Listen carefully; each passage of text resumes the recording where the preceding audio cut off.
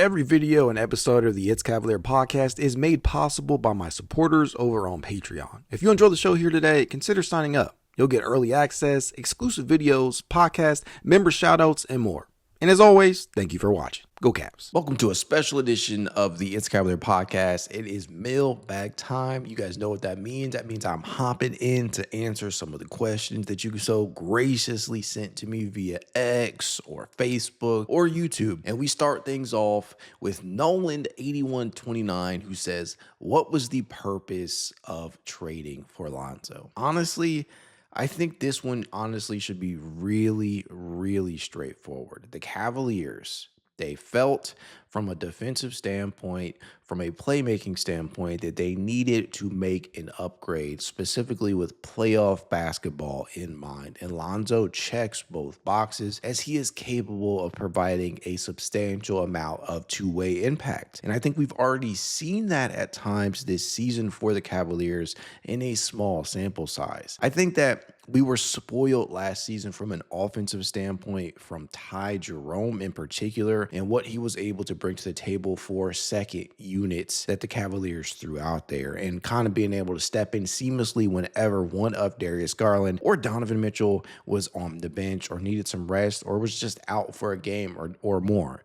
And for time, there was a lot of overlapping skill sets. Lonzo is a completely different type of player. A lot of his skills do not overlap with that of Darius or Donovan, and that means that you can play him alongside these guys in playoff settings and play off of them very well. Now, obviously, he is not anywhere near the type of offensive talent that Jerome showcased himself to be, but we don't really need that from Lonzo if you're just being frank with yourself. If you're being objective, what we need from Lonzo Ball is just to be able to knock down that perimeter shot when it's wide open, play make, and be a respectable defender. That's really it. I'm not going to sit up here and tell you that I know that that is what is going to happen in the postseason, because we got to get there first. And Lonzo, he has to stay healthy, but so far, so good in that regard. The Cavaliers are managing his minutes. They're making sure that he's not playing back-to-backs, and they're taking things very slowly and cautiously with him. And that is the 100% correct approach for a player that you are investing in. I understand that we see how the bench has struggled at times to put points on the boards. I understand that there's been a lot of inconsistency with Lonzo to begin the year. But if these last three games have told us anything, it's that Lonzo seems to be trending upward in terms of the efficiency. He is averaging 11 points, 5 assists, and 4.3 rebounds over his last three games while shooting 50% from the floor, which is great, including 52.6% from range on roughly 6.3 attempts. That efficiency is trending upward at a pretty good rate. He is 10 of 19 for on his last three games from three-point distance. I think that is absolutely something that should be praised, because Lonzo is not necessarily somebody we've often thought of as seriously efficient from the floor, especially. But considering that the bulk of his attempts have been from three-point distance, I think it's safe to say that this is something that he can replicate. He may not shoot 50+%, but if he can stay at the very least around 37-38% on good volume, while providing the playmaking, while providing the rebounding, while providing the defensive play and the intensity out there, the disruption that he so often brings to the table, the Cavaliers absolutely 10 times out of 10 won that trade. This next question comes from Cavs Fan Lounge over on YouTube, and it's a doozy. It's actually a really good question, a really thoughtful question. He asks, if you had a button that would either A, take us all back in time to the beginning of the Pacers series, except this time everyone is healthy and playing game one, or give us an instant second round berth this upcoming postseason, which is the B, which would you choose? For me, hands down, I think it is option number one. A, this past season's Cleveland Cavaliers were operating at what felt like peak levels of efficiency for the bulk of the 2024-25 season. And it all came to a head in that series against Miami, where they just absolutely steamrolled the Heat. And I understand that's a much different Miami Heat team that we see this year, but Cleveland was beating them down by historical margins. It was a very fun team to watch, and it while it came to a head against Miami, it all came crashing down against Indiana because of the multiple injuries that were suffered. The biggest obviously being to Darius Garland, who played the first 2 games of the series against Miami and then would return hobbled against the Pacers after missing the first couple. He was clearly not himself. The toe injury sapped him of most of the movement that he had, and he just was a shell of himself. And there was the injuries to DeAndre Hunter, who suffered a dislocated thumb. There was the injury to Evan Mobley to the ankle. Sam Merrill missed some time. It just felt like everything was going to shit. And so if I had to take one of these options, I'm definitely, despite my love for some of the players that were brought back, and you guys know I'm a huge Lonzo fan. You know, I was happy that they brought Larry Nance Jr. back. I'm happy about the acquisition of Thomas Bryant. All of these things notwithstanding, genuinely, I can say that I would take option number one. Take me back to that series if the team was fully healthy. There's no telling how far they could have gone. Honestly, I'm of the mindset that they could have made it to the finals, but we'll never know. And this is the team that we got in 2025-26, and I'm going to be rooting on just like I did last season. So I'm hoping for the best, assuming health. Next up, we got Pat Blair, also from YouTube, who asked, do you think Lonzo could potentially see his minutes cut by Porter, that being Craig Porter Jr.? I feel Porter's minutes have been more impactful this season. Quite honestly speaking, I do not think so. I think that Craig Porter Jr. has shown that he deserves to be in the rotation. I think that Lonzo Ball gives them a higher ceiling than Craig Porter Jr. though. And this is a very difficult thing to decide, because when Darius Garland is not available, obviously you need both to play.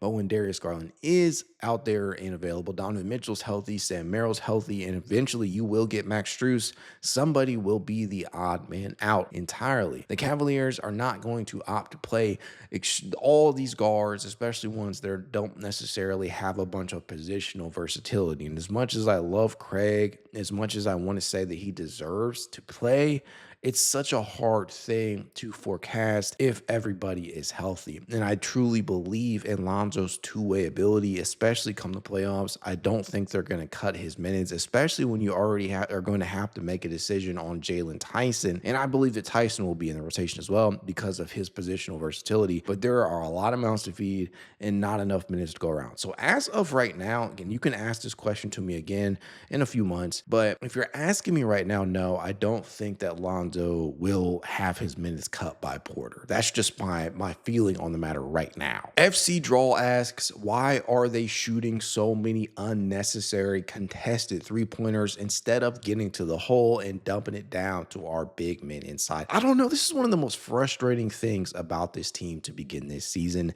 And I know that there are a lot of correlations between the absences of Strus and Garland and what they mean for not only the dribble penetration, but the dribble handoffs, pick and roll overall, and just being able to open the floor up and create those additional looks and spacing and being able to get clean looks out on the perimeter and put guys in the necessary positions down low in that post, whether that be out of the dunker spot or you're just simply getting it to them like off an entry pass. Because I saw a beautiful one the other day from Lonzo to Evan down in the post, which resulted in Mobley being doubled. And you don't love that, but Mobley has the situational awareness enough to find the open man on the perimeter coming out of that double, and he found Sam Merrill for a fairly uncontested triple, which is a beautiful sequence if you watched it play out live in game. But to me, I think this over-reliance on triples simply boils down to the fact that they cannot get enough dribble penetration. And so they're moving the ball much more side to side than they are getting inside to the bigs. Because when Darius Garland is not playing, they frequently struggle with putting Jarrett Allen in great positions down low. And I don't know if they don't trust him in the post, which is ridiculous to me because his post footwork, his moves, he's really made a lot of contested layups out there and dunks. I don't know if they don't necessarily trust him or if it's simply the fact that they just can't deliver him the ball the way that they want to. Either way, this is a problem for Cleveland. They cannot continue to lead the NBA in triples attempted per game, which is an area that they've been right up there at. In fact, as things stand, as of recording this video, the Cavaliers still lead the NBA in triples attempted per game at 46.1. And they're not shooting efficiently either. As a unit, unit there shooting just 34.7% from deep. That's not great. That doesn't inspire a lot of confidence, and continuing to try and play like that, especially when you don't have a number of your best shooters out there in DG, in Strus, in Tyson as of late. But overall, Kenny Atkinson and company have to be more creative with how they generate offense for the bigs, how they get to the paint, how they structure the offense around Evan Mobley and Jarrett Allen, and trying to put them in the best position possible. Cleveland Sports Fan 1 says, what would your playoff rotation look like if the postseason started today, assuming healthy? And also, can Nae'Qwan get real minutes this season? This is such a tough question right now, but off the top of my head, if the team is entirely healthy, the playoff rotation to me, if it's let's do 9-man and 10-man. If it's a 9-man rotation, 9-man rotation to me would be Darius Garland, Donovan Mitchell, DeAndre Hunter, Evan Mobley, Jarrett Allen. Obviously, those are the starters. I think Strus has to play. I think Merrill has to play. I think Lonzo has to play. That's the first 3 off the bench. Jalen Tyson to me is that 4th player coming off the bench. He is number 9, but this presents a problem because you don't have a true backup big that's backing up Jarrett Allen and Evan Mobley. You were essentially asking those two to always be on the floor one way or another. And even if you are playing Jalen Tyson at the 4, you're likely asking one of Allen or Mobley to be the 5 in those lineups. Can that be done? Absolutely. You can stagger it a specific way, but as things currently stand, I don't know how comfortable I feel about that. But that would be my 9-man rotation. My 10-man rotation includes all of those players, but that 5th reserve is likely to be between Dean Wade and, at this point in time, Thomas Bryant. Hate to leave Larry Nance Jr. out. I don't think that Kenny Atkinson would trust Nae'Qwan Tomlin in a playoff setting, but that's the 10-man rotation I would go with. And I know that leaves out Craig Porter Jr.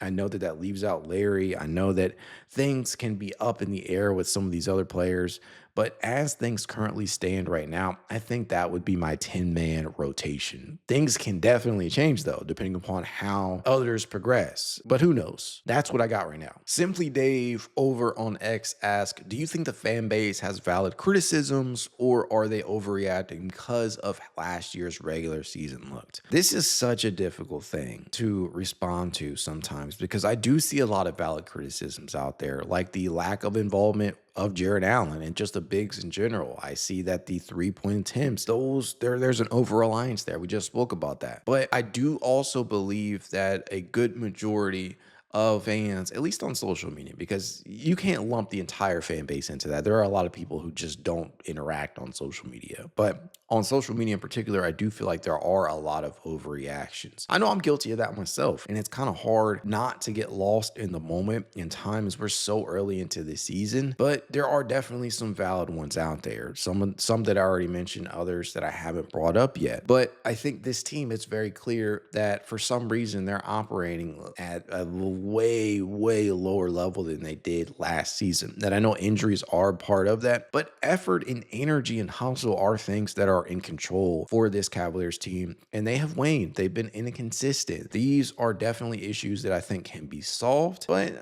I definitely believe that there's some overreactions going on as well. We're just 14 games into the season as of recording this, and I think that the Cavaliers have a ton of time to peak, right? We don't want them peaking early. We don't want them going all out to create long ass win streaks. And I think that will come if the process is heading in the right direction. But I think that there are a lot of bad habits out there that need to be squashed. And if that's done, I can live with people criticizing and overreacting as long as the Cavaliers start to round things out around the right times, if that makes sense. The real true treasure over on X asks, interesting but corny question, similar to what Don basically stated last night, but would you rather have a somewhat similar start that we had last season to help your frustration set identity, or do you like the struggles now so that this team feels what it's like to be uncomfortable? That's a good question. Honestly speaking, I think that I would rather them go through this shit right now and struggle and try and figure it out and face all this adversity, although some of it is self-inflicted.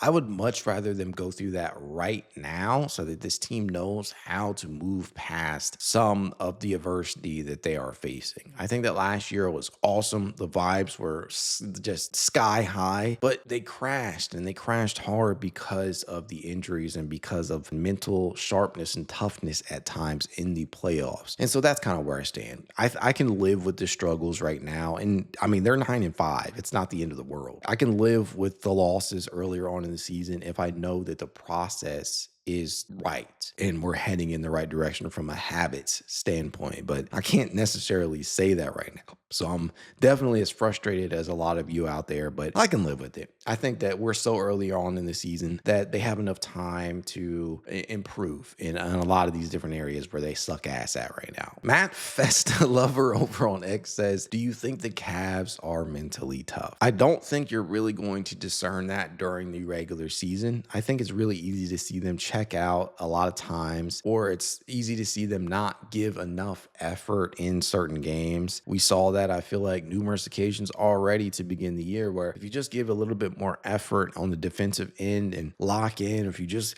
gave a little bit more effort on the glass, things could definitely change in the win-loss category. But I don't think we're truly going to discern whether or not this team is mentally tough until the playoffs hit. And that's really all that I can say in regard to that. CJ33252 on X asks, what can be done, if anything, to make the offense less predictable when you are lacking in dribble penetration? I think you can try and have Sam Merrill initiate more DHO actions with the likes of Jarrett Allen, kind of serving the same role or purpose that Max often did. I know that he can do that. It has come at a much less volume that Max has done it, but I think that's definitely one of the ways that you can get a little bit more out of this team with not actually having that dribble penetration that you had last year. I think that big-to-big passing is also another part of this. But that also requires an element of the ball handlers to be involved here too, right? How many times over the seasons have we seen DG out of the pick and roll hit Evan Mobley, only for Evan Mobley to toss a pass up or a lob up to Jarrett Allen for a jam at the rim? Or conversely, how many times have we seen the likes of Jarrett Allen initiate a dribble handoff with a Darius Garland or a Max Strus out there, only for Jarrett to cut to the basket, get the ball from the ball handler, and then lob it up to Evan Mobley, right? We have seen a lot of these different variations. And even this year, we have seen Lonzo, we've seen Donovan, we've seen them hit players in stride, cut into the basket, only for those players to hit the other big down out of the dunker spot. It can be done, but it requires a little bit more creativity. That is probably the big word here, because the team without Darius, without Ty Jerome on the roster anymore, they don't really have a lot of true dribble penetrators out there. They don't have as much self-creation as they did last year because of who is not on the roster. But I think that there are subtle ways around it, and I think those are definitely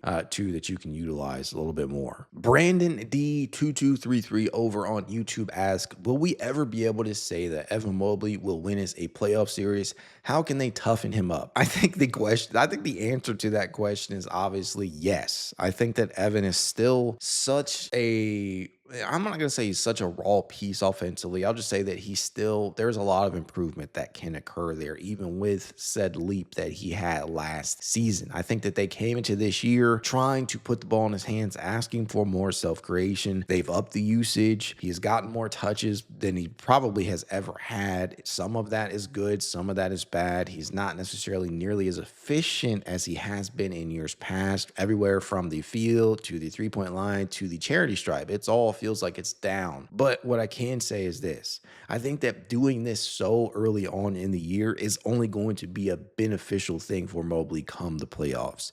And it's hard to say whether or not right now what and maybe the bigger question here is, what does that look like? What does it mean to you for Evan Mobley to will this team to a playoff series victory? Is it Evan Mobley putting up, what's the benchmarks here we're talking about? Is it Evan Mobley putting up a certain amount of points? Is it him hitting a game winner? Is it him being a consistent offensive threat? Is it him being the number one option on offense, or 1B to Donovan Mitchell's or Darius Garland, their 1A? What does that actually look like to you? To me, I think that he can win you a playoff series, whether that be on the defensive end by locking down the best players in the post, or switching out onto the perimeter and just providing good overall coverage out there. I think we've already seen him do that at times during playoff series. The second part is, how can they toughen him up? I don't necessarily have a good answer to that, because there's not much during the regular season that people are going to attribute to Mobley being tough. He's already playing a considerable amount of his minutes at center. They are already placing the ball in his hands more. He has already had to face some tough matchups. So honestly, I don't have an answer to that. But what I can say is this: I do believe that Evan Mobley will eventually end up winning them a playoff series outright, and it'll be undeniable. But we'll have to be patient. Greatness 3928 asks, will Atkinson be fired and team broke up after a fourth second round out? I'll just save you the trouble on this right now. I will not make this long-winded. No, I do not think that Kenny Atkinson will be fired if they lose in the second round this year. What I do think could possibly happen, and probably will happen, is that the team is restructured if they suffer a similar fate. But it's too early to truly say right now. Chazerica asks, how long have you been watching the Cavs, and what originally made you a fan? Honestly, this is pretty easy for me. Sean Kemp, right? I'm 32 years old, which means I wasn't old enough to truly watch the Mark Price, Brad Daugherty, Larry Nance Sr. era Cavaliers, right? There are more names, obviously. I don't want to leave anybody out, but I'm not old enough to appreciate that. So around 97, 98, when I was about 5, 6 years old, I was old enough to truly watch this game of basketball, going to games and things of that nature. Sean Kemp during the 97-98 season, where he made an all-star, right? There are other players, Brevin Knight. These guys, that is what first caught my attention to this team, and where I learned to actually love the game of basketball. And I've been a fan ever since, going through the ups, going through the downs, and I'll always be here. Floyd Phillips II asks, Kyrie Irving may become available. He's a vet with championship experience. Would anyone consider an Irving for Garland swap? Honestly, probably no. Kyrie Irving is in his age 33 season, if I'm not mistaken. His best years are behind him. And yes, I know he just played in an NBA Finals not long ago, and there's a lot of validity in a backcourt of Kyrie Irving and Donovan Mitchell playing very well. Kyrie has shown that he can play off or on the ball. He's shown that he has championship pedigree. Obviously, we know that firsthand. But when I look at the injury history and the age, I just don't think I would pull the trigger on a deal like that. That's where I'm at as things currently stand right now. I'd honestly prefer, if I had to pick a trade, if I had to trade one of the pieces of the backcourt, and this probably does not work from a contractual standpoint, considering the money, it would be Donovan Mitchell. If I had to choose between Kyrie Irving and Darius Garland, I'm probably moving Donovan Mitchell instead of Darius Garland, considering that Darius is much younger and still has a lot of time to improve. And Donovan, I mean, he's going to be on the wrong side of 30 here pretty soon as well. And I think he can probably get you a better package. But Kyrie Irving, I don't think I would want to swap Darius Garland for Kyrie Irving at this point in time. Dan 88930 asks, what are your deepest concerns, meaning problems with the team, players, and or coaching staff that seem the least solvable? So not like the lack of driving, because that will improve with Garland and Strus being back. That's a good question. And to me, I think as of right now that it is probably the lack of certified bucket getting. I don't necessarily think that's a problem that you can simply solve by asking DeAndre Hunter to play more minutes with the reserves. I don't think that there's an expectation that Jalen Tyson is also all of a sudden going to become this bona fide self-creator out there, as most of his positive impact on the offensive end has been off ball. And to be honest with you, I don't necessarily think this is going to be an issue as long as the Cavaliers are healthy, because I think that they'll be able to stagger the minutes of Garland, Mitchell, Mobley, Hunter with the reserves to make up for the loss of Ty Jerome's scoring punch. And I think that that is probably the one that I think is least solvable. The rebounding, I think that is an effort thing, a positioning thing. I think that can improve. They were sixth in the entire NBA last season in that category. Free throw shooting, that's also something that's been an issue over the last couple of seasons. And I don't know if that's actually solvable, right? At least during the regular season. I don't envision that they're all of a sudden going to just be like the most efficient team in basketball at that. But those are some of the issues I think that are at least solvable. Jay Johnson 27994 asks, is it time to trade Strus and Allen to get another 3-and-D wing, any big body center, or a better rebounder like a 3-team for Keegan Murray and Donovan Clingan? That guy is like 7'3". No, I don't think so. I think that they are going to eventually have to make a decision, because they're not going to be able to afford everybody as time goes on. We know Sam just got his shiny new deal. We know Strus is making a good amount of money, and Jarrett Allen's new deal will kick in soon. So yeah, somebody may end up having to be moved, especially with the emergences recently of Jalen Tyson. And, there are others, right? Craig Porter Jr. is starting to look better. Nae'Qwan Tomlin, who knows? But what I can say is this: I'm not trading either one of those guys this year. I think that Strus's re-emergence into the lineup, his reacclimation, is going to help things tremendously in the pick and roll and dribble handoff areas. I think Jarrett Allen obviously fits in right alongside Max in that due to their chemistry. And I think that the rebounding, because Max is an underrated rebounder and Jarrett can be better than he has been. But I think that as of right now, no, I'm not even going to entertain trading either one of those guys, because I want to improve rebounding. It's probably not a substantial enough of an upgrade in terms of the rebounding to even warrant that type of consideration. And in terms of a 3-and-D wing, I think you're getting that right now. You're seeing one develop in Jalen Tyson. So why try and move Jarrett and Allen just to acquire one of those? To me, I think that's not something you want to do. Precision 80 asks, from the Cavs scheme changes from last year to this year, what is your most and least like change respectively? And I don't even know if this can simply be boiled down to scheme, because without everybody out there, without Darius Garland in particular, right? How much of the scheme, the true scheme that they want to run, are we actually seeing? That's how I feel as of right now. I don't even know if what we're seeing right now, and probably not, I don't know how much of what we're actually seeing right now is going to be the same type of scheme that we see later on in the year when we get DG back, when Strus is out there. So it's hard to truly say. The things that I've liked the most, let's just start with that. I like that they have begun the year trying to get Evan Mobley comfortable with self-creation. I like the added touches, the added utilization, but it's been very inconsistent. So there's a lot of, take the good with the bad in regards to that. I do think it will eventually end up paying off, but that's probably the thing that I have liked the most in terms of this scheme. But it's so hard to justify any opinion one way or another, because I just don't know what the Cavaliers or how they actually want to operate. They're taking the most triples in the NBA.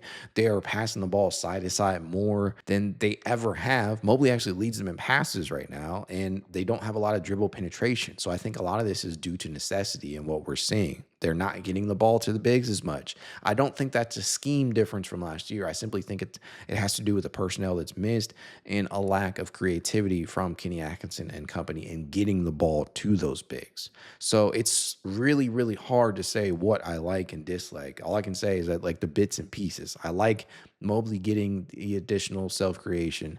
I like them asking more out of Jalen Tyson as an off-ball shooter. I like Craig Porter Jr. being asked to contribute more in terms of playmaking. I like some of these things, but I don't think that what we have seen right now is what we're likely to see in a couple of months as we get some of these guys back. I think we're going to see something closer to last year. It's not going to be exactly the same because the personnel is not exactly the same, but I think that from a scheme standpoint, I think that things will change. I think that's probably a good place to end it right now. There's a lot of questions that rolled in, over 30 or maybe 30, almost closer to 40 different questions that rolled in between YouTube, Twitter, and Facebook. There were a lot that came out, but I'll say this: I appreciate every single time that I get to do it, and we'll have to have another Cavs mailbag pretty soon. Hopefully the Cavaliers give us more to talk about in between now and then. But as I always say, if you'd like to reach out to me, I can. It's Cavalier_pod on Twitter, TikTok, Instagram, YouTube, and more. If you want to be added to the It's Cavalier Discord chat, you know what to do.